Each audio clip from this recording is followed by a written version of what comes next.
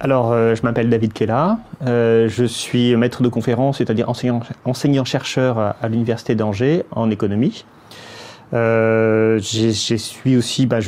des livres, hein, je fais de la recherche. J'ai écrit 2 livres avec Coralie Delhomme, La fin de l'Union européenne, d'une part, 10 plus une question sur l'Union européenne. Et puis après, j'écris un livre tout seul aussi, qui s'appelle L'économie du réel face au modèle trompeur. C'est un livre d'économie qui vise à essayer de comprendre les dysfonctionnements des modèles des économistes.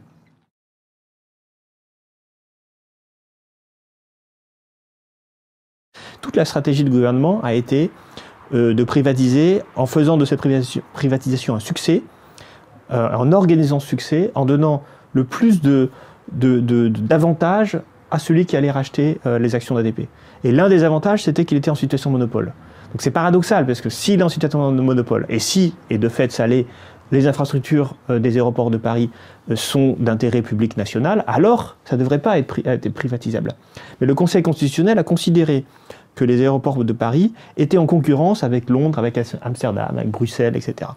Ce qui est une vision un peu particulière, parce que ça veut dire qu'en fait, on voit à l'échelle européenne.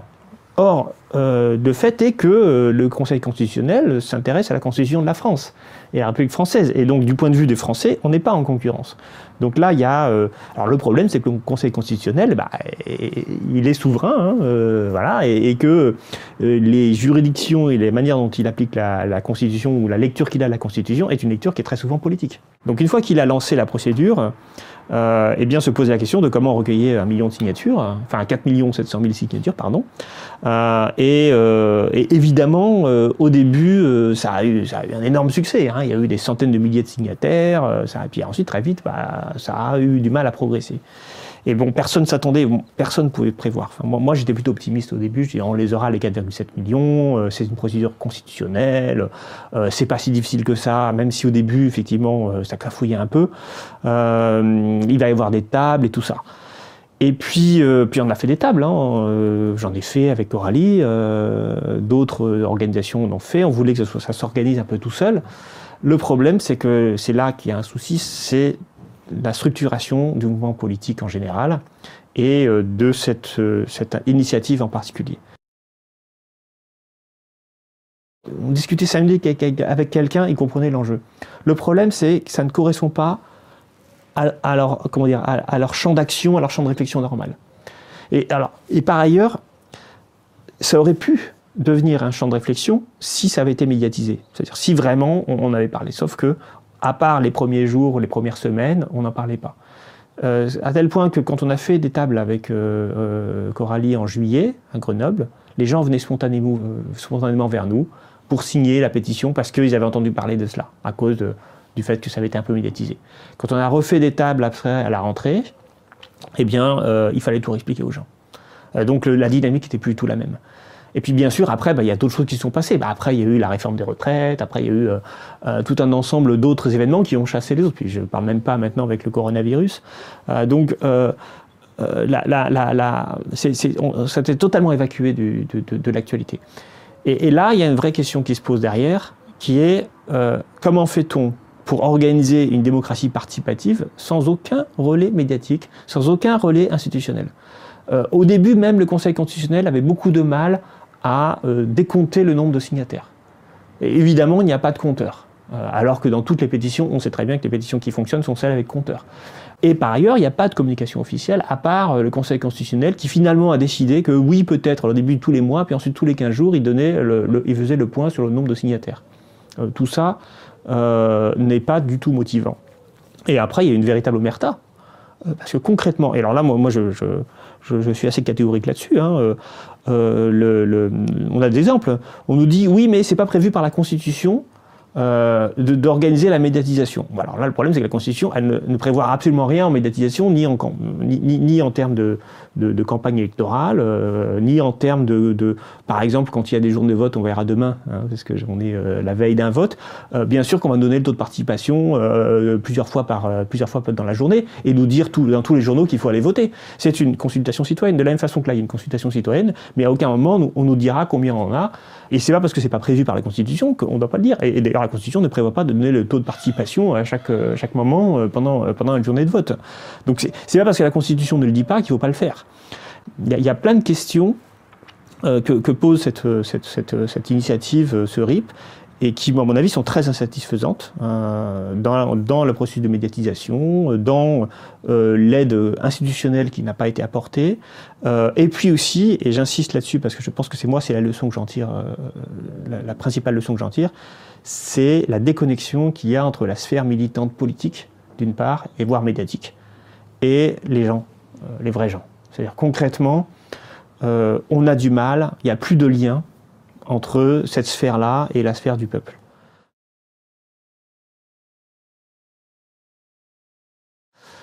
Difficile de dire que promouvoir le RIP, c'est neutre. Mais ça, c'est parce que le RIP est mal conçu, et parce que, bien sûr, il n'y a aucune règle sur cette question-là.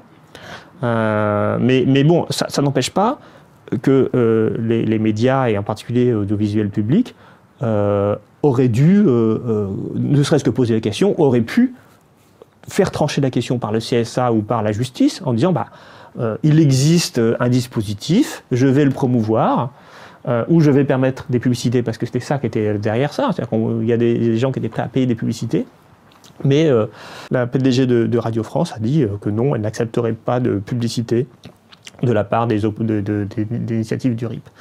Parce que, en fait, au départ, le RIP était considéré comme une manière de faire de la politique non partisane. C'est bien le principe de la démocratie directe. C'est-à-dire que la démocratie directe est censée émaner du peuple et ne pas émaner du politique. Et donc, dans ce cas-là, eh bien, ça n'appartient pas au genre opposition, État, etc. C'est, on va dire, un quatrième pouvoir, ni la majorité, ni le gouvernement, ni l'opposition. Mais dans la manière dont c'est conçu, ça ne peut venir que des députés, puisque c'est initiative partagée et ça vient des députés. Et dans la manière dont le pouvoir fonctionne, ça peut venir que des députés d'opposition. Et donc, le RIP ne peut être qu'un RIP d'opposition. Et donc, ça ne sera jamais comme un RIC, c'est-à-dire ce que demandait les Gilets, c'est-à-dire un référendum d'initiative citoyenne, c'est-à-dire quelque chose qui viendrait vraiment d'en bas. Maintenant, on pourrait faire un RIC, bien sûr, et moi je pense qu'un référendum d'initiative citoyenne, mais alors, ça demanderait quand même de réfléchir aussi au sens global de nos institutions. Parce qu'en Suisse, ils sont habitués à voter très souvent sur des référendums d'initiative citoyenne ou des choses comme ça. Nous, on n'a pas cette habitude-là. Donc je pense que, puis il faut voir que la Suisse, c'est un pays confédéral. Il a des institutions extrêmement complexes. Je pense qu'on ne peut pas... Je ne suis pas constitutionnaliste, je ne suis pas expert de ça, mais c'est mon sentiment personnel. On ne peut pas juste changer un truc sans revoir l'ensemble. De la même façon que le quinquennat, c'était une bêtise, dans le cadre des institutions actuelles, ça a renforcé la présidentialisation et ça a totalement délégitimisé le Parlement. De la même façon, introduire juste un RIC sans changer et sans réfléchir à la manière dont la Constitution fonctionne et la répartition des pouvoirs globalement fonctionne, je pense que ça ne serait pas forcément une bonne chose. C'est-à-dire que le RIC doit s'accrocher à une manière de faire de la politique qui elle-même existe par les institutions et par la manière dont elles sont organisées. Donc je suis favorable au RIC, mais je suis encore plus favorable à revoir en profondeur toutes nos institutions. En théorie, le Parlement est censé être le représentant de la nation, et donc avoir une parole qui est légitime en tant qu'institution parlementaire. Mais on voit bien qu'en France, le Parlement n'est pas ça du tout, n'est pas un lieu de débat, n'est pas un lieu d'émanation de la volonté populaire. C'est de fait un lieu d'affrontement politique et contrôlé par une majorité et dont les parlementaires, et ça c'est effectivement le problème des parlementaires, notamment à La République En Marche, c'est de considérer qu'ils sont élus non pas grâce au peuple, mais grâce au président. Faut bien savoir que les députés LREM, ils ont été auditionnés, castés, comment dire, c'est Macron, directeur de ressources humaines, qui a choisi, après une forme de casting, les gens qui allaient pouvoir se représenter députés. Et donc, du point de vue des députés moyens LREM, sa légitimité, il ne la doit pas au suffrage universel, il la doit au président. Évidemment, ça fausse complètement l'enjeu parlementaire. C'est-à-dire que dans ce cadre-là, eh bien, le député n'a pas à représenter les nations, il a à représenter la personne qu'il a mise là. Et la personne qu'il a mise là, c'est Macron. C'est un dévoiement total du système. Bien sûr, dans le cadre des réformes institutionnelles se pose évidemment la question européenne. Tous nos droits, tous nos systèmes politiques, il est encastré dans les règles européennes. Or, ces règles européennes, elles impliquent un certain nombre d'engagements de la France, et c'est naturel que les engagements de la France ne peuvent pas changer tous les 6 mois. Enfin, je veux dire, ça n'a pas de sens. C'est la raison pour laquelle, et ça dépasse même le cadre européen, c'est-à-dire quand on fait on signe un traité international, on s'engage à un certain nombre de choses, où on a un certain nombre de valeurs fondamentales qui sont inscrites dans notre constitution, ou qui ne sont pas inscrites dans notre constitution, mais qui caractérisent notre pouvoir politique, on ne peut pas remettre ça en cause tout le temps. Donc il faut réfléchir à la manière dont, concrètement, on organise les différents niveaux de légitimité à l'échelle locale, à l'échelle nationale, et aussi tous les engagements internationaux, Union européenne comprise, de la France. Alors maintenant se pose la question plus précise de souveraineté, et ça c'est une question qu'on a abordée un peu, mais un peu en périphérie du mouvement des Gilets jaunes.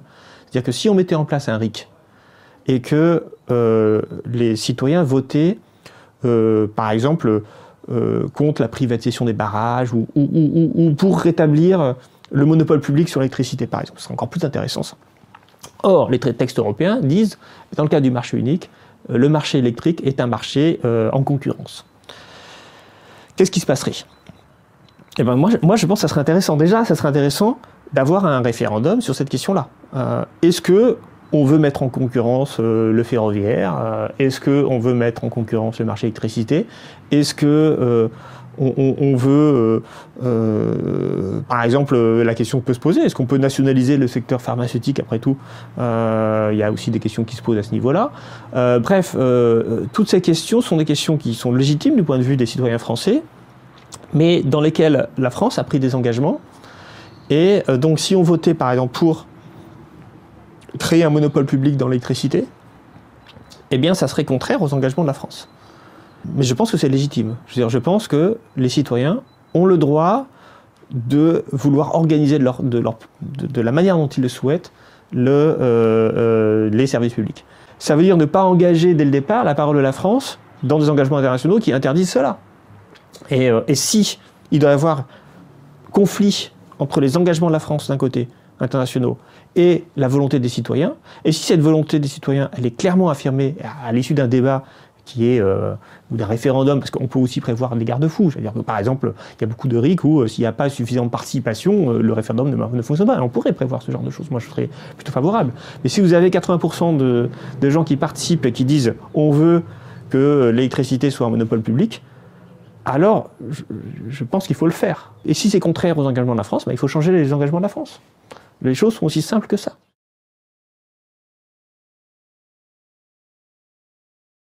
L'Union européenne a été de fait au départ construite en grande partie par la France, y compris la PAC, politique agricole commune, c'est l'européanisation d'une politique française. Et d'ailleurs, ça a été très utile à la France à ce niveau-là. L'Europe, on va dire, qui est compatible avec Airbus, compatible avec les grands projets industriels, c'était une Europe qui était compatible avec la vision française. Mais en fait, ça fait bien longtemps que l'Europe n'est plus ça. L'Union européenne n'est plus là. Il y a eu un certain nombre de ruptures depuis. Alors la première rupture, bien sûr, c'est la rupture de la réunification allemande, qui a changé un peu les rapports de force entre la France et l'Allemagne. La France qui dominait l'Allemagne, de fait, faut être clair là-dessus, est devenue dominée par l'Allemagne. Il y a eu évidemment l'élargissement qui a renforcé également la puissance allemande en mettant l'Allemagne au centre. On y reviendra peut-être tout à l'heure. Et puis il y a eu aussi les changements du modèle économique européen qui était un modèle fondé sur le marché commun, c'est-à-dire l'idée qu'on va organiser la libre circulation des marchandises, et donc chaque système industriel national, parce que les systèmes industriels étaient de fait nationaux, pouvaient profiter d'une demande et d'un marché plus grand, ce qui permettait de rendre les entreprises plus efficaces. Tout cela s'est transformé en marché unique qui a supprimé toutes les frontières à la circulation du capital du travail, c'est-à-dire des facteurs de production, dans l'objectif de passer d'un système productif national, de différents systèmes productifs nationaux, à un grand système productif européen. Et le problème, c'est que dans ce cadre-là, eh bien, un certain nombre de pays, dont la France, se sont dévitalisés au profit de l'Allemagne, qui a concentré tout le capital industriel. Et cette dynamique a fait que l'Union européenne d'aujourd'hui n'est plus du tout quelque chose qui correspond ni aux intérêts français, ni en fait à la tradition française, ni à la façon de faire de la politique française. Et ça, en fait, nos dirigeants politiques n'en ont pas conscience. C'est-à-dire que, bizarrement, ils sont restés sur une Europe CEE des années 70, qui était très gentille avec la France et globalement qui servait les intérêts français. Et ils ont beaucoup de mal à comprendre que, la France n'est plus du tout entendue aujourd'hui en Europe. Alors, je vous invite alors ça c'est dans l'autre livre, 10 plus une question sur l'Union européenne, mais je vous invite à lire le dernier chapitre, plus une, qui reprend le discours de la Sorbonne d'Emmanuel Macron. Ce discours de la Sorbonne, je l'ai tout relu pour faire ce chapitre-là. Il est très long, il fait 25 pages, je crois, un truc comme ça. Enfin, c'était un discours fleuve. Absolument rien de ce qui a été proposé par Macron, donc en septembre 2017, quelques mois après son élection, n'a eu le moindre once de début de commencement dans l'Union européenne.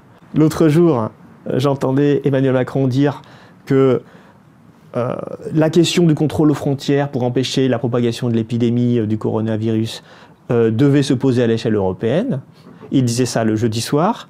Le jeudi après-midi, l'Allemagne imposait des contrôles aux frontières avec la France.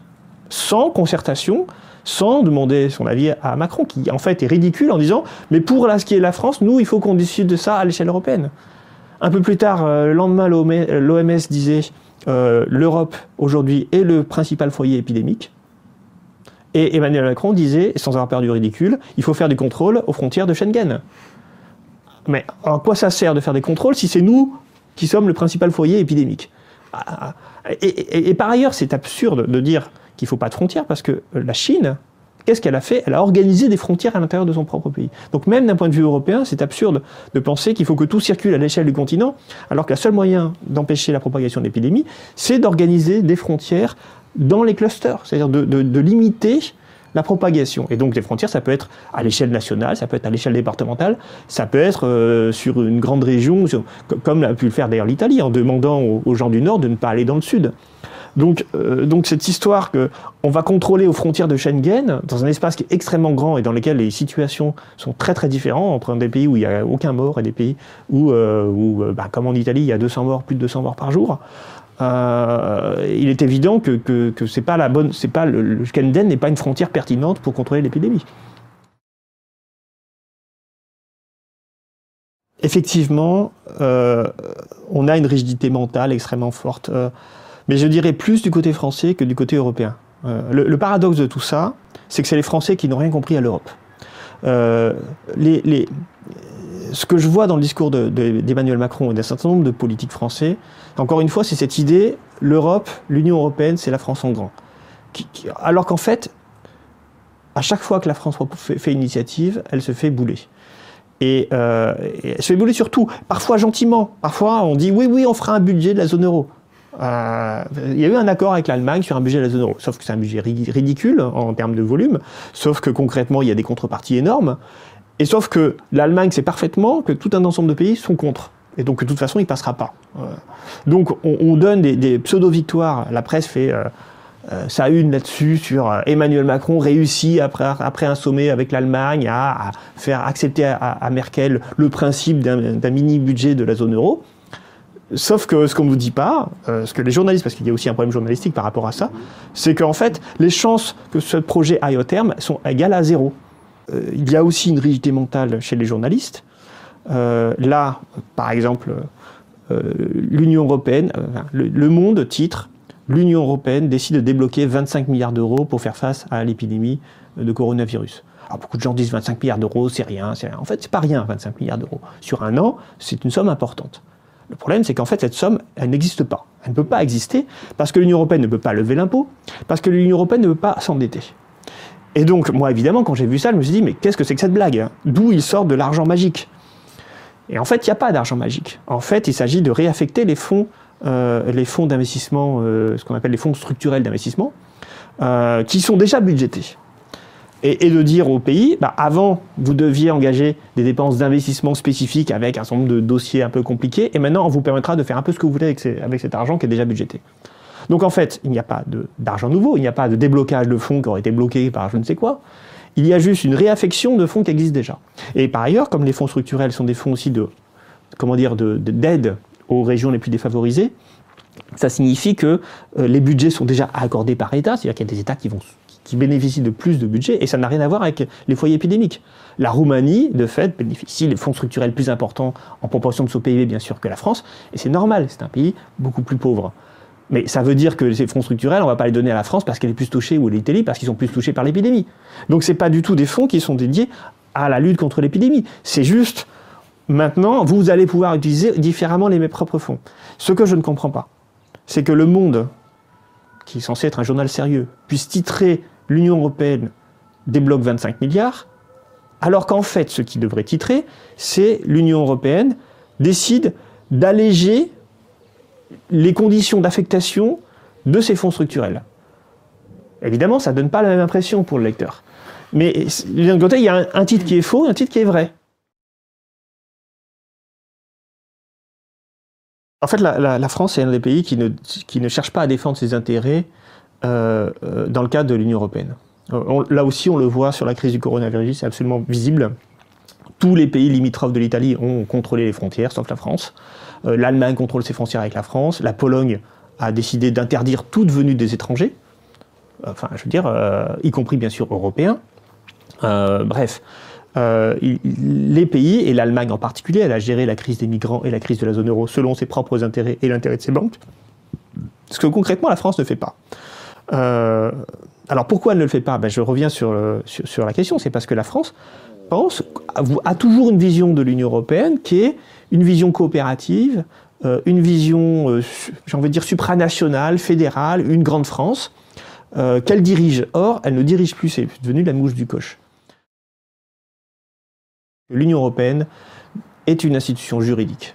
Et cette institution juridique, c'est créer des normes et organiser un grand marché autorégulé qui s'organise parce qu'on a des règles, des normes qui sont des normes comment dire, qui organisent, c'est pour ça que je parle d'Hayek, parce que c'était la grande idée d'Hayek, c'est qu'il faut qu'il y ait des règles qui ne soient pas des règles d'interventionnisme politique. En gros, le politique doit s'effacer devant l'ordre. Ça correspond aussi à ce qu'on appelle l'ordolibéralisme. Cette idéologie, elle n'était pas forcément écrite dans les statuts fondateurs de l'Union européenne, ou de la CE à l'époque, ou de la CK même. Ce qui était inscrit dans le CK depuis le départ, c'est le principe supranational, c'est-à-dire l'idée qu'on crée par le haut les choses et on essaie de passer par-dessus les peuples. Mais la CE, de mon point de vue, était compatible avec de l'interventionnisme et avec des interventions discrétionnaires. C'est la raison pour laquelle finalement, De Gaulle, après avoir critiqué l'Europe, l'Union européenne, enfin la CE de l'époque, il n'a pas profondément remis en cause, parce qu'en fait, il pouvait mener des politiques interventionnistes, régulatrices, et aussi des politiques de puissance. Et ça n'a pas empêché de mener des politiques de puissance sur un certain nombre de choses. Mais les choses se sont transformées. Elles sont transformées. Alors, de mon point de vue, là, je vous parle en tant qu'économiste, c'est une idée un sentiment que j'ai, c'est pas... j'ai pas fait d'études réellement là-dessus, mais je pense que le biais de circulation des nouvelles idées sont les biais économiques.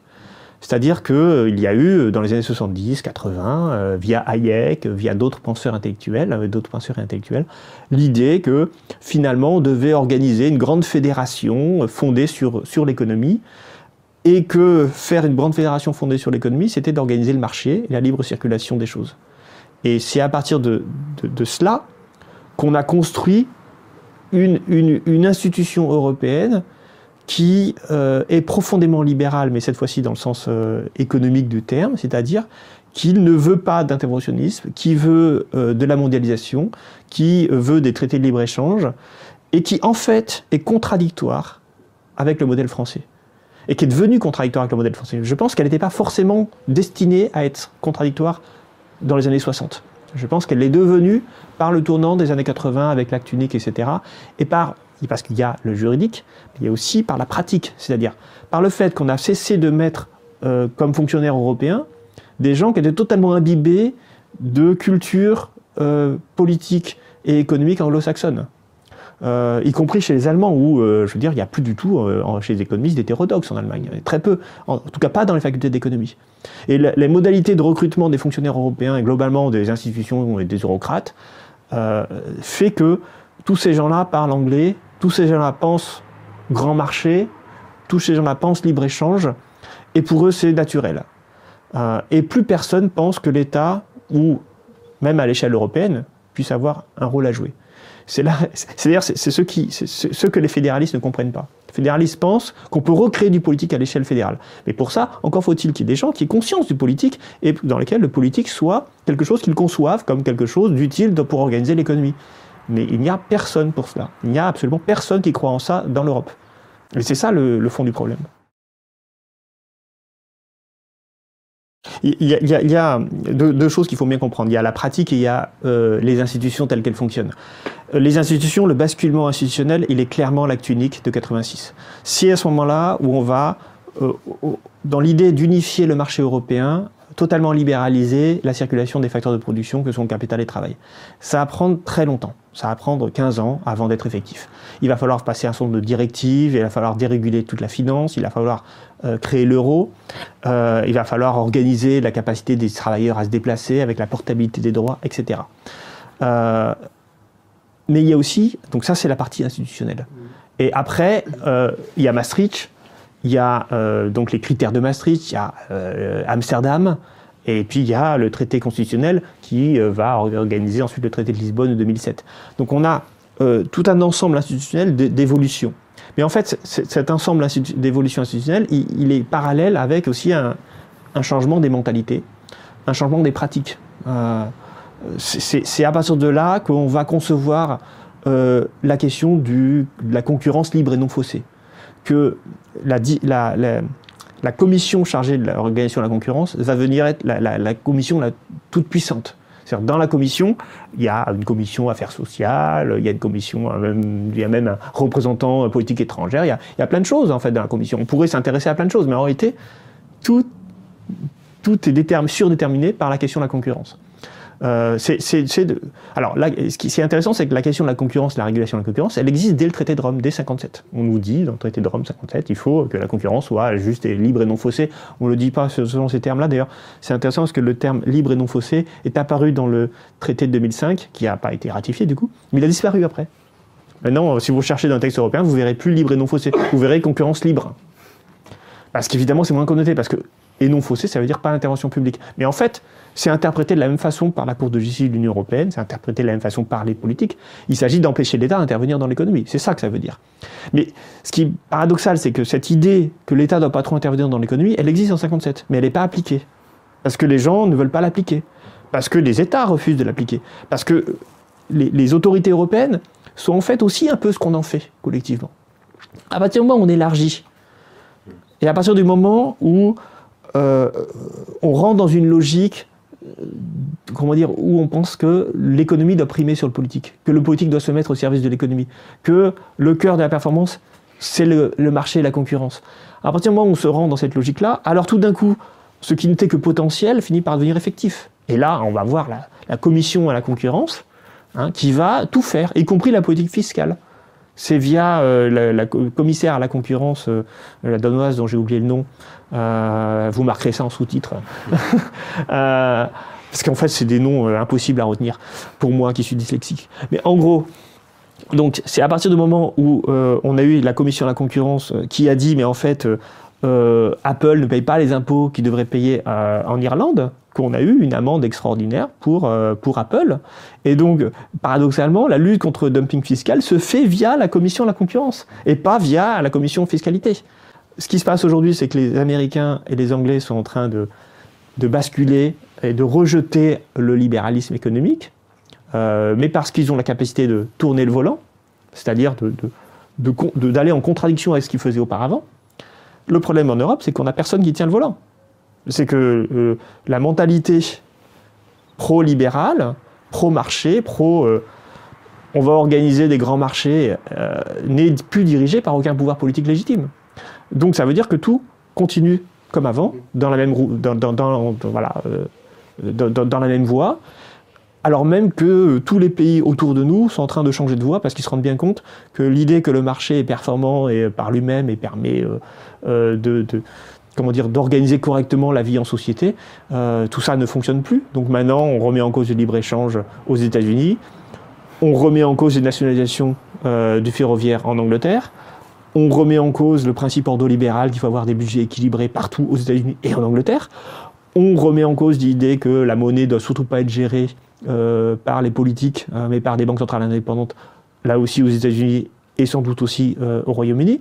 Donc en fait, on remet le politique à la tête de l'économie, sauf qu'en Europe, on n'a personne à mettre à la tête de l'économie.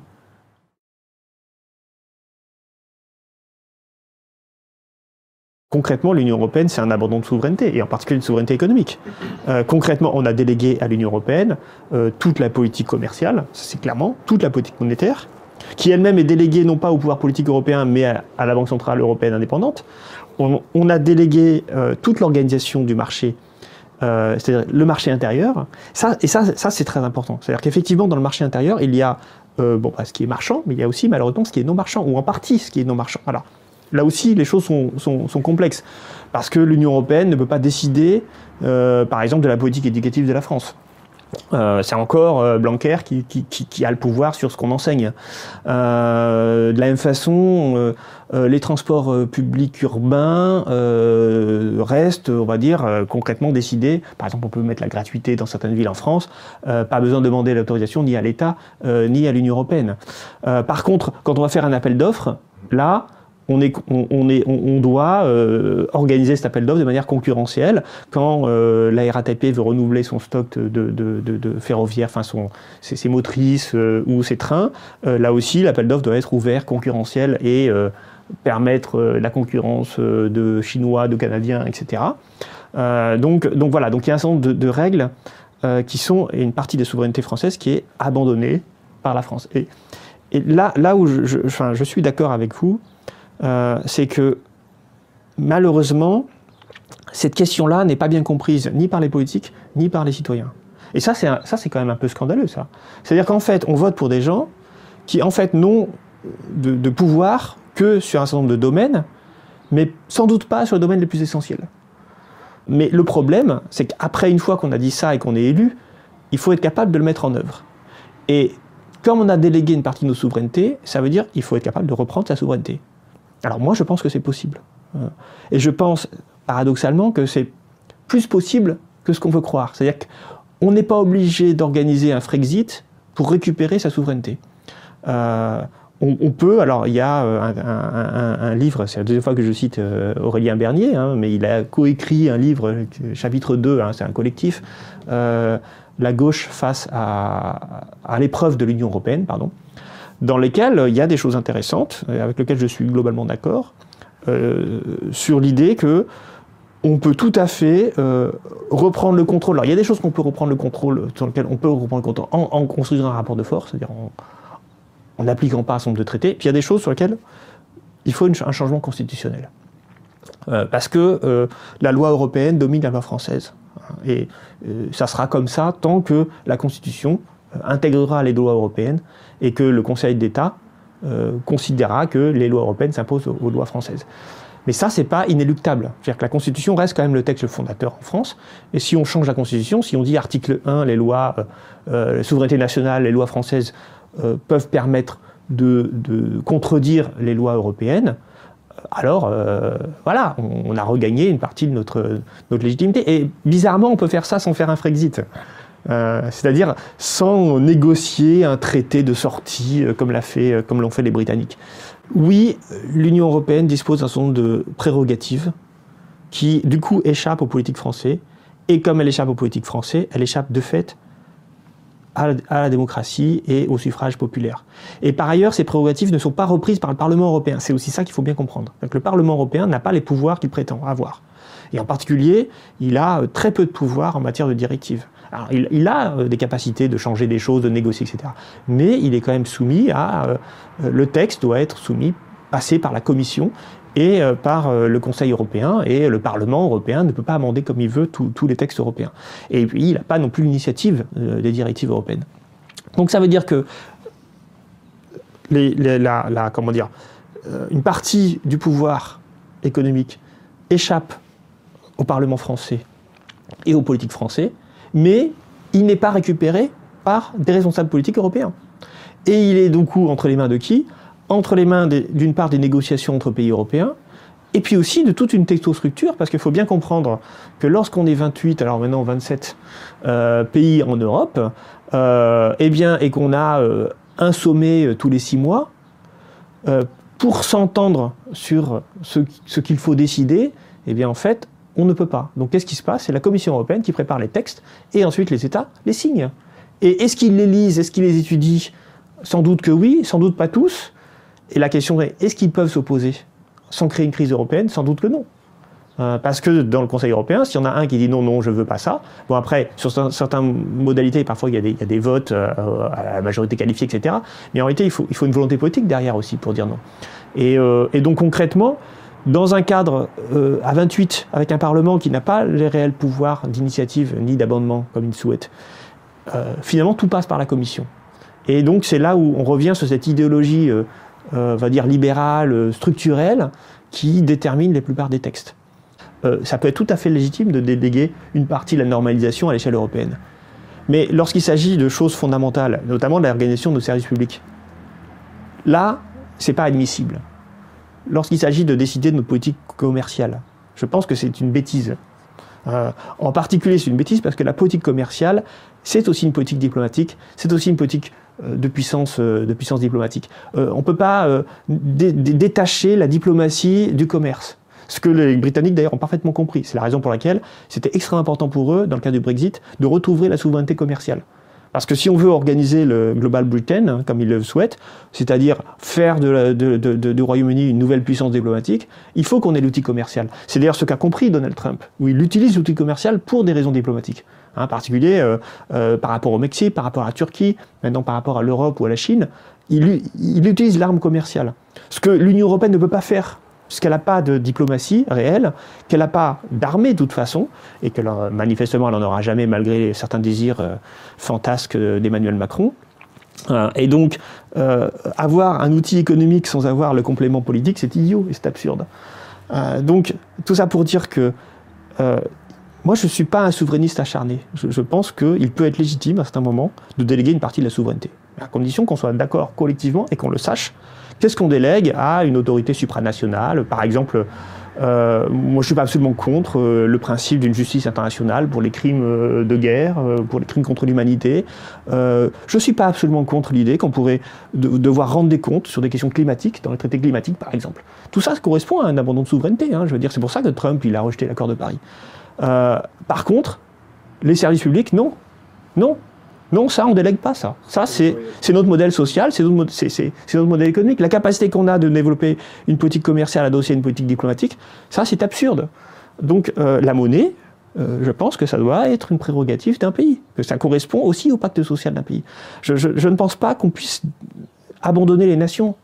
Là aussi, je suis en train de lire le Piketty, il y a des passages qui sont totalement délirants chez Piketty, sur l'idée que, maintenant qu'on est dans la mondialisation, on ne peut réguler l'économie mondiale qu'à l'échelle internationale. Même, il ne dit pas internationale, il dit supranationale. Et il pense évidemment à l'Europe, c'est-à-dire avoir des fiscalités supranationales.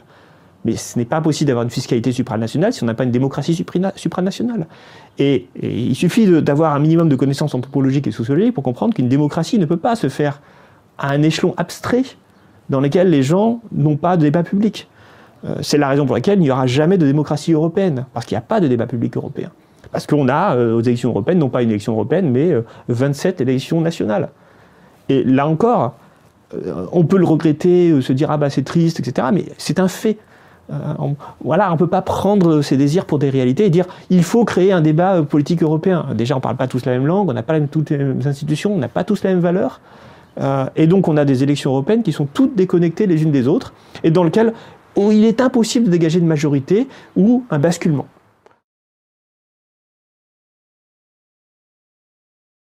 En fait, je suis en train de travailler sur la question du néolibéralisme. Alors, c'est une question qui, concrètement, est beaucoup débattue aujourd'hui. Qu'est-ce que c'est d'abord? Qu'est-ce que c'est que le néolibéralisme? Ça signifie théoriquement. Et puis, concrètement, les gens ont le sentiment, et ça explique aussi l'autre aspect des questions qui est le populisme, le sentiment de dépossession politique de la part des gens. Et en fait, cette dépossession, elle peut s'expliquer assez simplement. Le néolibéralisme, c'est une forme d'idéal dans lequel la société tout entière serait organisée par des mécanismes neutres que sont des mécanismes de marché. Et derrière cette idée, il n'y a pas que des choses idiotes. Il y a l'idée que il faut éviter les abus de pouvoir. Et éviter les abus de pouvoir, c'est éviter qu'un individu décide pour l'ensemble des gens. Et donc le néolibéralisme vise en fait à déléguer on va dire, ce contrôle ou cet autocontrôle de la société aux forces du marché. Mais faire ça, eh bien en fait, ça veut dire aussi déposséder la démocratie et le peuple de son pouvoir de décision. Et en fait, le problème du néolibéralisme, c'est par la confiance qu'il met dans le marché, dans sa capacité de régulation et aussi sa capacité d'organisation efficace des choses, de supprimer tout pouvoir du politique et donc tout pouvoir de la démocratie. Et en fait, la question qui se pose, c'est que l'Union européenne a été l'outil d'organisation de la société par le marché. Elle ne s'est pas forcément construite au départ pour ça, même si dès le départ elle avait une composante économique majoritaire. Mais pour des raisons à la fois d'évolution historique, pour des raisons aussi du fait que dans les années 80, elle a pris un tournant majeur au moment même de, où le néolibéralisme était ultra dominant dans la société, elle est aujourd'hui l'outil privilégié pour déposséder les politiques de leur propre pouvoir et faire des politiques. Emmanuel Todd parle de clowns en fait, hein, effectivement des personnes qui du coup vont être un peu grotesques dans la manière de faire la politique, c'est-à-dire qu'ils vont faire de la communication en sachant qu'ils n'ont plus les outils pour agir sur le monde. Et donc la question qui se pose, c'est comment on refait de la véritable politique, c'est-à-dire du débat citoyen qui va conduire à des décisions qui vont agir sur le monde. C'est ça le problème, c'est qu'aujourd'hui on a du débat citoyen qui ne peut pas agir sur le monde. Ça se voit dans le cadre du RIP, ça se voit dans le cadre des décisions qui sont mises en œuvre, qui sont des décisions qui vont toujours dans le même sens, quelles que soient les majorités, et ça se voit dans la manière dont l'Union européenne est gérée en écartant de fait l'essentiel les politiques de l'essentiel du pouvoir.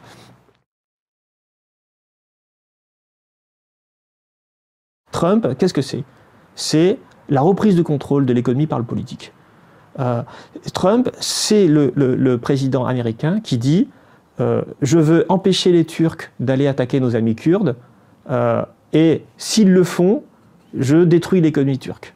Trump, c'est la personne qui dit si le Mexique ne contrôle pas sa frontière et continue de faire les vagues d'immigration, je vais augmenter les taxes sur le Mexique, les droits de douane sur les produits mexicains.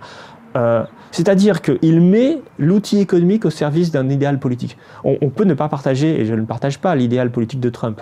On peut considérer qu'il est un peu braque, qu'il dit un peu n'importe quoi. Mais ce qui est intéressant, c'est la philosophie derrière. Et par exemple, c'est le premier président récent américain qui va remettre en cause, par exemple, l'indépendance de la Banque centrale. Et il a dit, il y a un peu plus d'un an, au président de Powell de la Federal Reserve, il faut que vous baissiez vos taux d'intérêt. Et il a fait pression pour que, très récemment, la Federal Reserve a massivement baissé les taux d'intérêt en réponse à la crise du coronavirus. Et il a même demandé à ses conseillers s'il était possible de virer le président de la Federal Reserve. Premier président à poser cette question. Alors, les choses ont fuité, il ne l'a pas fait officiellement, mais on voit bien que chez Trump, il y a l'idée que c'est le politique qui doit décider. Et je pense que c'est ça qui est au cœur du succès de Trump. Mais on voit la même chose chez Poutine, qui reste populaire, même s'il a beaucoup perdu en popularité, et qui n'est pas une démocratie par ailleurs, la Russie. Les États-Unis sont encore une démocratie, très, très imparfaite dans son fonctionnement, mais voilà, mais c'est un état de droit, c'est pas du tout le cas ou pas complètement le cas de la Russie. Voilà, pareil en Turquie, pareil en Chine. Pareil dans certains pays de l'Europe centrale, où concrètement on voit des responsables politiques qui remettent en avant le rôle du politique sur la société. La Pologne a fermé toutes ses frontières, sans concertation, auprès de tous les étrangers, y compris européens, pour répondre à la crise du coronavirus. Les Hongrois ont fait une clôture, un mur, sur leur frontière avec la Serbie, mais aussi sur leur frontière avec la Croatie, qui est membre de l'Union européenne. Et ils n'ont pas demandé l'avis des gens. Et donc, qu'est-ce qu'on a? On a toute une génération de politiques qui, attention, qui n'est pas une génération de keynésiens gentils qui vont respecter les droits de l'homme, mais qui, en fait, voit sa popularité apparaître et même rester, parce que Erdogan, quand même, le président hongrois, turc, pardon, je veux dire, alors, pas Erdogan, parce que Viktor Orban, voilà, Viktor Orban, le président hongrois, il gagne les élections. Le PIS polonais gagne les élections. Et ils voient leur popularité parce qu'ils promettent aux citoyens qu'ils sont entendus. Que ce qui domine, ce n'est pas l'adaptation de la société aux forces du marché, mais que c'est eux qui vont décider les politiques qui vont être menées. Alors, certes, ils utilisent la politique migratoire, ce qui est assez facile à utiliser, c'est beaucoup plus facile que lutter contre la mondialisation.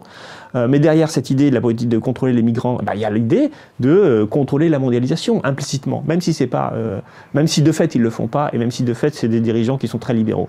Mais je rappelle quand même qu'on a augmenté beaucoup les allocations familiales en Pologne, qu'on a pratiqué une politique sociale aussi en Hongrie, alors même qu'en France, on a un gouvernement qui nous promet en fait des politiques de rigueur, une baisse du coût des fonctionnaires,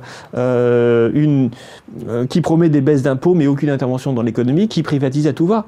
Et le problème c'est que même si il respecte plus les droits humains, ce qui est encore approuvé pour Emmanuel Macron, même s'il se veut une politique plus libérale et plus souple et plus gentille, on va dire, que Orban ou Trump ou autres, le fait est que le cœur du problème chez Macron, c'est qu'il a abandonné le pouvoir politique au profit du pouvoir économique. Et c'est ça que les gens sentent. Quand on y pense, ce qui est en train de se passer aujourd'hui, c'est déjà une rupture. Pour la première fois, on a Macron qui dit « il faut sauver les gens, quitte à sacrifier l'économie ». Il le dit dans son discours, même si c'est un discours complètement grand-guignoleste, qui raconte n'importe quoi, puisque si on le comprend bien, il veut nationaliser tout le secteur alimentaire, et donc les agriculteurs, les supermarchés, etc., ce qui est absurde, évidemment. Bien sûr qu'il veut laisser les forces du marché, mais au fond, quelque part, ça traduit le fait que les hôpitaux deviennent de la valeur essentielle et non pas la question de l'adaptation de la France à la mondialisation. Donc en fait, la solution, je veux dire, il n'y a pas de solution, elle est déjà en train de se mettre en place. On est déjà dans un basculement. Et ce basculement va impliquer aussi un changement institutionnel et aussi, bien sûr, un changement de dirigeant. Bien sûr que Macron ne va pas faire ce qu'il dit. Mais je note quand même que dans le discours, entre Sarkozy qui dit les paradis fiscaux c'est fini en 2008, Hollande qui dit mon ennemi c'est la finance, et maintenant Macron qui veut nationaliser tout parce qu'il ne croit pas aux forces du marché, on a quelque chose qui montre bien que la demande politique n'est pas du côté des privatisations d'ADP ou de l'adaptation à la mondialisation ou des traités de libre-échange. Aujourd'hui, sinon il ferait l'inverse. Il dirait à tout le monde je veux plus de libre-échange, je veux plus de marché, et puis à la limite il ferait un peu d'étatisation douce. Mais là en fait ce qui se passe c'est que le discours politique, il répond à une demande politique et une demande de reprise de contrôle de l'économie. Et cette demande-là, elle va finir par arriver. Parce que moi, je suis quelqu'un d'assez optimiste, en fait. D'ailleurs, c'est un truc sur lequel on n'est pas revenu, mais l'idée que les gouvernements peuvent s'asseoir sur tous les référendums et tous les votes, ce n'est pas vrai. Au bout d'un moment, le suffrage universel, il finit par avoir un impact, un effet. Et s'il faut voter le Front National, les Français finiront par arriver à cette extrémité, si jamais il n'y a pas d'autre solution. C'est-à-dire qu'au bout d'un moment, la parole des Français, elle se fera d'une manière ou d'une autre, écouter et entendre. Alors moi, je préférais que ça soit par des hommes politiques responsables, et pas par Marine Le Pen. Mais si on nous propose aucun choix, et encore une fois, c'est pas ni un désir, ni une conviction personnelle, mais le fait est que les Français réussiront toujours à se faire entendre d'une manière ou d'une autre, par l'intermédiaire du suffrage universel, par l'intermédiaire des référendums, par l'intermédiaire des RIP, etc. Donc, à moyen et long terme, je suis globalement assez optimiste. On a déjà basculé dans une phase qui remet en cause tous les principes néolibéraux. On le voit chez Trump, on le voit chez Boris Johnson, on le voit chez tous ces populistes dont on nous dit tant de mal. Mais en réalité, ces populistes, ils existent parce qu'ils répondent à une demande. Et c'est une demande, je parle, une demande de citoyenneté, une demande de reprise de contrôle des politiques. Et ça, on n'est pas prêt de pouvoir l'arrêter.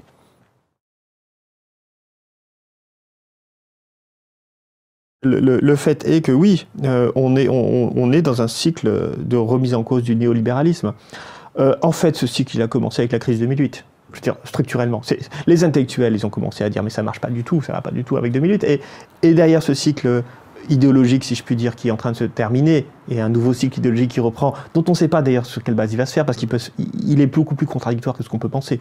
Par exemple, Trump, il a effectivement des moments, un côté je reprends le contrôle, c'est clair, mais il a aussi un côté je fais baisser l'impôt sur les plus riches, je crois en l'entreprise, etc. Donc ce qui se passe, en fait, et de la même façon chez Boris Johnson d'ailleurs, il y a une forme de contradiction.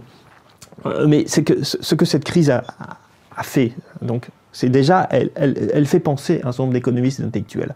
Le fait est que, par exemple, on a commencé à avoir des études à l'OCDE sur les inégalités. Piketty, en 2013, il publie le livre « Le capital au XXIe siècle » qui connaît un succès incroyable. Ça, on est là bien avant le Brexit, bien avant Trump. Et qui met au cœur de la question de l'inégalité. Et les Américains, ils se sont sentis concernés par ça. Mais même plus fondamentalement, il y a aussi la question diplomatique entre la Chine et les États-Unis, qui va devenir le leader du monde, du futur monde. Le succès de la Chine lui-même est un problème pour les Américains.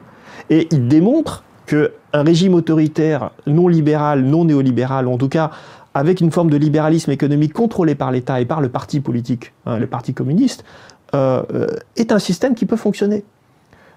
Et donc dans cette espèce de basculement géopolitique, eh bien, il y a aussi une prise de conscience de la part des Américains, des Anglo-Saxons en général et d'autres puissances politiques, que peut-être que le modèle le marché s'autorégule et le politique est là pour servir le marché, peut-être que ce modèle-là, en fait, il est en train de disparaître des esprits. Mais donc, en fait, même Trump et Brexit, c'est pas le début, en fait. C'est déjà la progression d'une dynamique qui s'est enclenchée dès 2008. Et qu'il y a plein de paramètres. Il y a le paramètre géopolitique, il y a le paramètre crise économique, bien sûr, il y a le paramètre on arrive à un niveau d'inégalité qui est insoutenable, voilà. Mais le problème, c'est que ce changement, il va nécessiter un certain nombre de changements institutionnels, et c'est pour ça qu'avec Coralie Delhomme, on a écrit La fin de l'Union européenne, c'est que l'Union européenne est en train de disparaître, en réalité. Elle ne le sait pas encore, mais elle est déjà en train de mourir, en fait.